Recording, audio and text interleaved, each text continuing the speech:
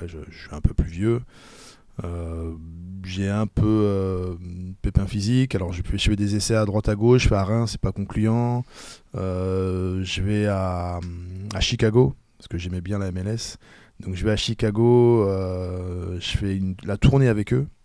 Donc on va en Floride, on va au Mexique, puisque ils avaient Blanco dans leur groupe. Blanco, c'est un défenseur mexicain. Non, c'est l'attaquant. Non, c'est C'est un Guatemok, un truc Ouais. comme ça, le prénom Blanco qui a fait Ouais. une grosse Quand Coupe il du Monde marquait, il avec faisait le le tir à Mexique. Non, ça me dit quelque Tu chose, vois, Blanco. mais c'était au Mexique, c'est C'est une star. c'est qui une jouait star. devant. Une star. Donc on fait une tournée au Mexique avec lui. Et on avait presque pris la décision de signer. Ils étaient d'accord. Et en fait, la dernière semaine, je me fais une déchirure du mollet, 13 cm. 13 cm. 13 cm de déchirure. C'est... Énorme. J'avais le mollet aussi gros que ma cuisse. Donc rapatrié. N'oubliez pas, abonnez-vous. Il y a le bouton s'abonner en bas parce que vous êtes beaucoup à nous regarder, mais vous n'êtes pas abonnés. Donc, vous nous donnez de la force, c'est vite faire. Abonnez-vous. Donc le directeur sportif me dit voilà Steve, nous, le championnat il est un peu plus court. Le championnat MLS il est plus terminé, court. Là, toi, pour Soigne-toi 4, 6 et mois, après quoi. on verra. Mais bon, je savais que c'était mort quoi. C'est bon. Donc voilà, dommage. je reste 3-4 mois à me soigner. Et puis j'avais un ami qui était à Aubervilliers avec qui j'ai fait ma formation Red Star, Abdelamourine, je sais pas si peut-être qui prend Aubervilliers. Je m'entraîne avec eux. Ils étaient en R1 à l'époque, enfin DH de l'époque, R1 aujourd'hui. Et qui me dit bien, tiens, est-ce que tu veux jouer avec nous? Je dis ouais, mais par contre en régional je vais pas jouer. Il me dit ok, si on monte par contre, est-ce que tu veux jouer avec nous? Je dis ok. On monte en, je sais plus comment s'appelaient les divisions avant, enfin, CFA2. CFA2. Oui, mais c'est le N3 d'aujourd'hui. N3 d'aujourd'hui, donc CFA2, donc je signe là-bas avec d'autres joueurs, notamment Stéphane Boulila, qui est aussi un ancien professionnel, et on fait une saison exceptionnelle. Ils vont monter. On monte et on reste invaincu. Je crois que sur les championnats nationaux, on était avec Le Havre, je crois, l'une des seules équipes à ne pas avoir perdu de match en fait. Et puis on perd finalement à la fin de saison, on est en roue libre. Donc on monte, donc N2. Donc je joue avec eux. Le Red Star vient me chercher. Il était venu déjà la saison d'avant, en voulant me faire jouer en N2. Dès que tu as mis les pièces au pari. Oui, mais ce qui est logique, c'est mon club formateur. Mais ce qui se passait au club, avec le staff et tout, ça me plaisait pas. Donc je dis non, je vais rester avec mon pote, on verra. Donc la deuxième année donc à Aubervilliers, le Red Star revient. Et là bien sûr je dis oui. Donc le club était censé être en N2 mais est repêché. Du coup national. C'est-à-dire que moi dès que j'ai décidé d'arrêter ma carrière, je fais N3, N2, N1. Alors que j'avais pas prévu ça en fait. Et donc je fais 6 mois avec eux en national, mais c'était le synthétique. C'était les premières années du synthétique. À Bauer, donc pour moi c'était compliqué. Donc je fais 6 mois et puis après je bascule de l'autre côté. Donc l'année d'après je suis adjoint avec Vincent Doucanti, qui est aussi un ancien du club. Donc on se maintient aussi à la dernière journée. Et donc après, tu passes côté staff. Et après je passe de l'autre côté. Et là je suis plutôt dans la direction sportive mais adjoint parce qu'il y avait un directeur sportif qui était là. Et l'année d'après je passe directeur sportif et on monte l'année d'après. Donc je reste 3-4 ans et puis après je prends un peu plus de recul et je passe sur le rôle de conseiller du président. Où là ça me permet d'avoir un œil un peu plus sur tout le club, quoi, des jeunes aux pros, avec toujours un œil sur le recrutement. Et bon voilà, aujourd'hui. Pendant un moment tu étais consultant à la télé, les médias. Ouais. Tu étais à Rio? Non, moi je restais en cabine. Ah, okay. Non, j'ai eu la chance de faire quelques matchs sur site de Première Ligue. Parce que j'ai vu que tu faisais les matchs à Rio et j'ai dit moi je connaissais pas le truc. Tu n'as jamais été au Brésil? Non. Mais moi je connaissais pas en fait que pour moi à chaque fois qu'un match était commenté c'était sur place. En fait non, les mecs sont en cabine et on a l'impression que c'est. Donc j'ai appris ça avec Canal. J'ai appris ça avec Canal+. Mais oui, c'était intéressant moi parce qu'en parallèle je passe aussi mes diplômes d'entraîneur. Et je trouvais que c'était très complémentaire l'analyse de consultant et la formation de coach. Je trouvais que c'était vachement complémentaire parce qu'on a un œil différent lorsqu'on analyse. Déjà, il y a le point de vue qui est différent. Quand vous êtes en cabine, vous voyez de haut. Et puis, du coup, j'ai passé mes diplômes. J'étais jusqu'au DEF. À l'époque, c'était le DEF. Et puis, quand j'ai commencé à être dans la direction sportive, j'ai vu que on est plus dans le développement en profondeur d'un club que coach. Tu préfères ça? Oui, parce que moi j'ai l'habitude de dire, alors peut-être c'est une erreur, mais j'ai l'habitude de dire que quand on aime son club, on fait pas coach. Parce que le coach, alors c'est bien, il y a son club, on fait pas. on fait pas coach parce que malheureusement l'humeur d'un club, il est dicté par les résultats. Et moi, ça me plaît pas moi, je suis quelqu'un d'entier. Donc, un jour, une année, un président va venir avec moi, on va discuter, on va être les meilleurs amis du monde, on va créer des relations parce que ça se passe bien. Ouais. L'année d'après, il vous parle plus parce que vous n'avez pas de résultats. Moi, je ne conçois pas les relations humaines comme ça. Et donc, je me suis dit, non, j'aurais pu faire coach, hein, je pense, mais je serais resté 2 mois dans les clubs. Donc, je pense que je suis trop entier pour faire ça. J'ai pas ce. Puis je pense que j'avais pas la fibre.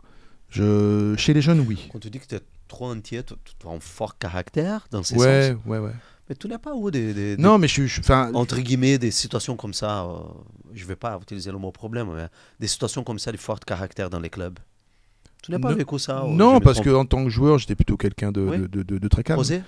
Mais j'ai commencé à changer de personnalité après la carrière. Je veux dire, j'ai gardé plein de choses. Non, mais c'est vrai que quand tu es de l'autre côté, il y a beaucoup de frustration que tu dois gérer quand même. Oui. C'est pas le cas quand tu es joueur. Et j'ai appris ça justement d'arrêtant. Ne serait-ce que les relations avec les arbitres. Enfin, moi, je regrette aujourd'hui ma fin de carrière. J'étais horrible avec les arbitres. Quand je suis passé dirigeant, j'ai pas été très gentil avec les arbitres.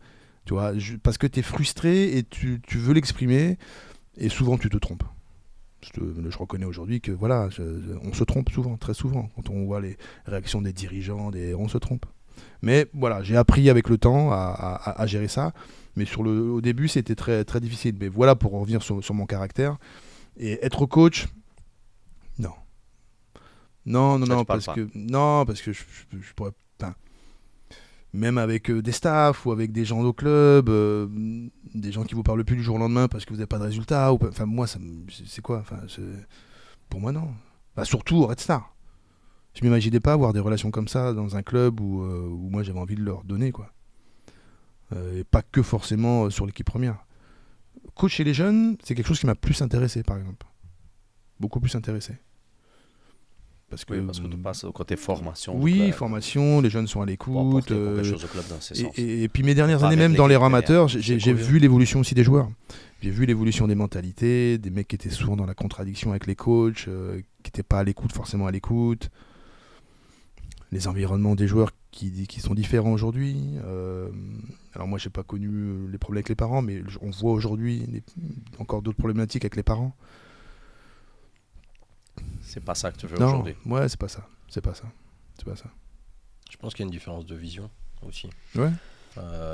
Génération, vision. Ouais, le foot qui a changé. Mais il faut faire avec. Hein. Mais même au-delà au-delà de la génération, sur la question de la mission aussi, la question du rôle. Oui. Alors, Steve m'arrêtera si je dis une bêtise, mais je pense que lui, en tout cas dans ce qu'il nous décrit, il est plus dans une réflexion projet club.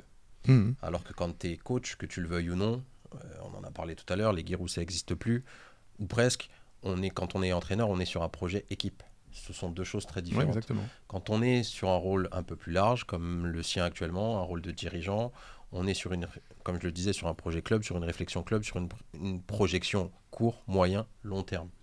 Quand on est entraîneur, même si on s'intègre dans un projet club, on est forcément sur une projection équipe, parce qu'il l'a dit aussi tout à l'heure, quand on est entraîneur, ce qui compte, c'est les résultats. L'instant T, encore plus aujourd'hui, encore plus maintenant, on sait qu'ils sont archi dépendants des résultats, et ce qui fait qu'on a forcément une réflexion qui est différente de celle d'un dirigeant. Le dirigeant, il va avoir une réflexion de se dire, peut-être qu'aujourd'hui, ce qu'on fait, c'est pas efficace, mais je sais que ce sera efficace demain ou après-demain, donc on va le faire. Parce que ce qui m'intéresse, c'est le projet club. Quand on est coach, on ne peut pas réfléchir comme ça. Parce qu'aujourd'hui, si tu n'as pas de résultats, tu vas te faire virer. Ouais. Donc la réflexion, je pense que le différentiel, je pense, de vision, il est aussi à ce niveau-là, et je pense que Steve se sent plus à l'aise dans un rôle. Mais je suis admiratif, attention, de ce que font les coachs. Ouais. Parce que c'est vraiment, même aujourd'hui, le rôle du coach aussi a évolué, donc il y a énormément de pression de tous les côtés, et donc je suis très admiratif de ce qu'ils font, mais pas forcément les mecs du haut niveau. Hein. Il y a des clubs de N3, N2 où il y a énormément de pression, et c'est les mêmes pressions, on va dire, à l'échelle du village ou je sais pas, du club. Mais ouais, moi ça m'intéresse pas ça. Ouais, je comprends la proximité avec un club où tu étais formé, où tu as grandi. C'est peut-être aussi ça. Hein. Comme dit Mika, passer de l'autre côté, c'est mathématique qu'au bout d'un moment, la relation va se casser. Ouais. Si tu ne veux pas ça, il faut éviter ça. Ouais. Elle sera différente, c'est une certitude. Et puis après, encore une fois, hein, moi, je me retrouve pas mal dans ce que dit Steve, parce que j'ai été comme ça à ma petite échelle à moi, mais j'ai passé aussi le début des diplômes d'entraîneur. Là où je suis complètement d'accord avec lui, je pense qu'il y a une question de fibre. Pour moi, soit tu l'as, soit tu l'as pas. Je pense que c'est quelque chose que tu ne peux pas apprendre, être coach. Je pense qu'il faut que tu aies l'envie dès le départ de faire ce job-là. Après, tu peux t'améliorer, bien entendu, mais je pense que si tu l'as pas, c'est impossible de le récupérer derrière. Et je pense aussi qu'il y a cette histoire de réflexion, de se dire que on est dans un projet sur la durée qu'on ne peut pas avoir quand on est entraîneur. Quand on est entraîneur, il a été joueur de très haut niveau, il sait ce que c'est. Quand tu es joueur, que tu le veuilles ou non, tu es égoïste. Dans le sens où tu vas à l'entraînement, tu t'occupes de ta perf, de la perf de ton équipe, et après tu rentres chez toi. Quand tu es entraîneur, ça n'existe pas. H24, tu es obligé d'être concentré sur ton équipe. Quand tu es sur le terrain, mais aussi quand tu es chez toi. Parce qu'il faut penser, oh putain, lui il m'a fait la gueule parce que je ne l'ai pas fait jouer. Lui, je ne vais pas le faire jouer la semaine prochaine. Comment il faut que j'amène les choses? Et puis qu'est-ce qu'il faut que je change pour améliorer l'équipe? Et puis en fait, tu t'arrêtes jamais. Et encore une fois, on en revient à ce qu'on disait tout à l'heure. Je pense que c'est une vision qui est complètement différente en termes de rôle. Et que soit on l'a, soit on ne l'a pas. Et a priori, ce n'est pas le cas de Steve. Mais je le vois cette année. Je le vois cette année avec notre coach. Enfin, il y a beaucoup de problématiques à gérer. Et alors par contre, le rôle que j'ai cette année, moi, enfin depuis 2 ans, ça par contre là je m'éclate parce que c'est petit groupe, à l'écoute, c'est pas les mêmes liens. C'est un peu, moi je compare les liens qu'il y a souvent entre les entraîneurs des gardiens avec leurs gardiens. Moi c'est différent. C'est différent. C'est un groupe dans le groupe. Voilà, c'est un peu ça. Moi ça me plaît. Ça me plaît. Même s'il y a toujours la pression. Tu arrives à avoir des moments qui est avec le groupe des attaquants? Oui, on a toujours nos petits moments de spé où on charrie, on chambre, on crée des choses. Ouais. C'est isolé du reste du groupe? Oui. Enfin, c'est isolé, c'est dans la science, mais Mais entre vous. On est entre nous. Ça me plaît. Ça me plaît. Mais voilà, moi je suis plus sur ces choses-là. Parce que je pense que les messages, ils passent mieux en petit comité. Que d'ailleurs, c'est pour ça, je pense aussi que les coachs de ligne se développent. C'est parce que le message, il passe mieux, je trouve, plus facilement, on peut créer des choses.